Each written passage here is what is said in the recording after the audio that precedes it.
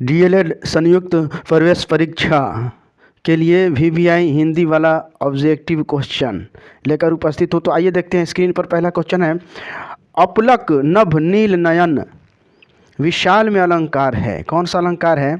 तो अपलक नभ नील नयन विशाल में रूपक अलंकार है। इस पंक्ति में आकाश नभ का वर्णन एक विशाल नयन के रूप में किया गया है जो किसी सुंदर दृश्य को देख अपलक स्थिर खड़ा हो।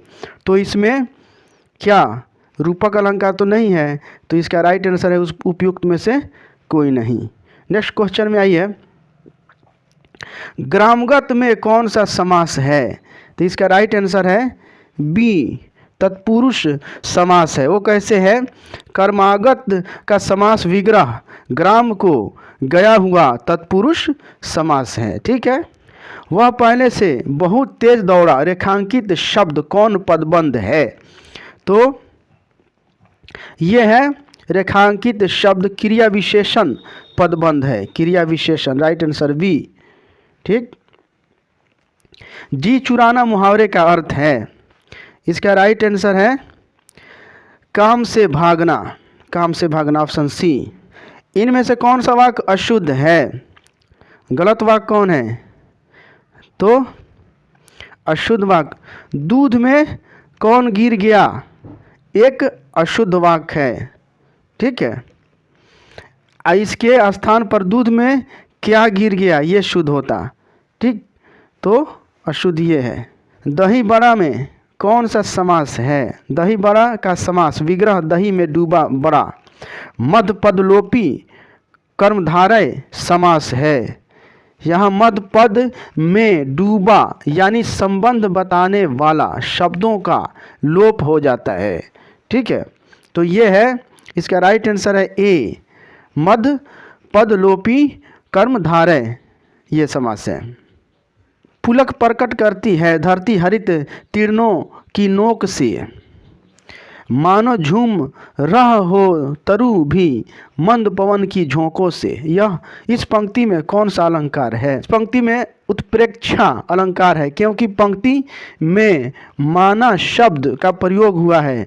उत्प्रेक्षा अलंकार को मानो, जानो, मनु, जनु आदि शब्दों के प्रयोग से पहचाना जाता है। इसका राइट आंसर होगा बी, उत्प्रेक्षा। आम के आम गुठलियों के दाम लोकोक्ति का अर्थ क्या है? तो दोहरा लाभ, दोहरा फायदा, ऑप्शन सी इसका राइट आंसर है। शब्दालंकार कितने भेद हैं? इसका राइट आंसर होगा बी, 3 भेद हैं। ठीक। कौन कौन भेद हैं?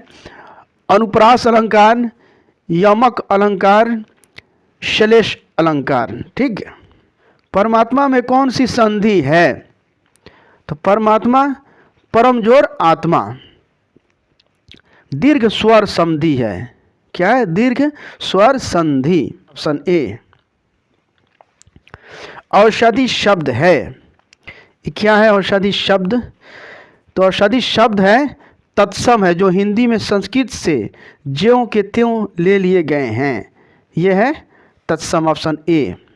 रहीमन पानी राखिए बिन पानी सब खून, पानी गए ना उबरे मोती मानस चून। प्रस्तुत काव्य में शब्द शक्ति है। तो ये है, प्रस्तुत काव्य में व्यंजना शब्द शक्ति है। प्रस्तुत वाक्य रहीमन की है। रहीमन का कहना है कि जिस तरह आटे का अस्तित्व पानी के बिना नम्र नहीं हो सकता और मोती का मूल्य उसकी आभा के बिना नहीं हो सकती है, उसी तरह मनुष्य को भी अपने व्यवहार में हमेशा पानी विनम्रता रखना चाहिए, जिसके बिना उसका मूल्य ह्रास होता है। काला अक्षर भैंस बराबर लोकोक्ति का अर्थ होगा। 13वां का राइट आंसर होगा बी, निरीक्षण होना। निम्नलिखित में से कौन सा युग्म सही है? उपसर्ग एवं शब्द के आधार पर कौन सा युग्म सही है? इसका राइट आंसर होगा बी, अपह अपमान, ये सही है। जब से है आँख लगी तब से ना आँख लगी में कौन सा अलंकार है? इसका राइट आंसर है डी, विरोधाभास। अब इसको ऐसे हम समझ सकते हैं, विरोध, जहाँ विरोध ना होते हुए भी उसका आभास हो वहाँ विरोधाभास अलंकार है। उक्त पंक्ति में किसी प्रेमी का वर्णन है जो कहता है कि जब प्रेम हो गया है तब से नींद नहीं आती है। इसका आंसर होगा राइट डी।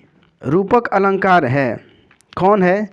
तो 16वां का राइट आंसर होगा सी, माया दीपक न पतंग, ये है रूपक अलंकार। माया दीपक नर पतंग में रूपक अलंकार है। यहाँ माया और नर जो उपमेय पर क्रमशः दीपक और पतंग जो उपमान का आरोप हुआ है।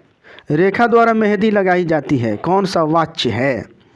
तो रेखा द्वारा मेहंदी लगाई जाती है में कर्मवाच्य है, क्योंकि मेहंदी लगाई जाती है रेखा द्वारा। कर्मवाच्य में कर्म की प्राधान्यता का बोध होता है। Thank you. फिर मिलते हैं नेक्स्ट वीडियो के माध्यम से। अभी तक मेरे चैनल को आपने सब्सक्राइब नहीं किया तो सब्सक्राइब करके बेल आइकन दबा दिए। वीडियो को दोस्तों में शेयर कीजिए।